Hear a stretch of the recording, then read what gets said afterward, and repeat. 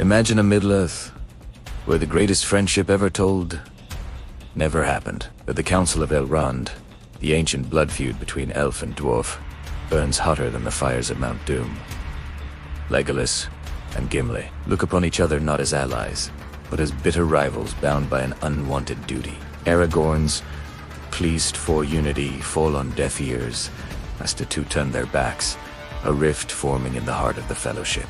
The journey through the dark mines of Moria becomes a silent war of nerves. In the shadows, every step is heavy with resentment, the silence of the deep echoing their mutual disdain.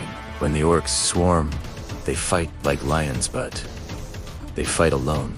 There is no shared laughter, no competition of kills, only cold efficiency and a refusal to acknowledge the other's skill. At Amon Hen, the fragile bond finally shatters under the weight of pride. As the Uruk-hai descend, they argue over combat strategy, their hubris blinding them to the encroaching darkness. Gimli is overwhelmed by iron and muscle, but the aid of the elves does not come. Legolas watches from afar, hesitating for a split second too long, focused only on his own survival and his own quest.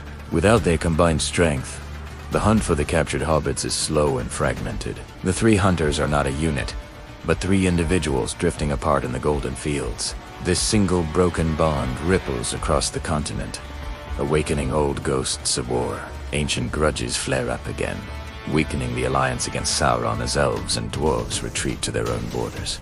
The world of men stands alone, the hope of a united front vanishing like mist in the morning sun. Years later, Gimli sits alone by a dying fire, the memory of what could have been haunting his thoughts, and Legolas stands at the Grey Havens, sailing into the west without his friend, a void in his heart he cannot name.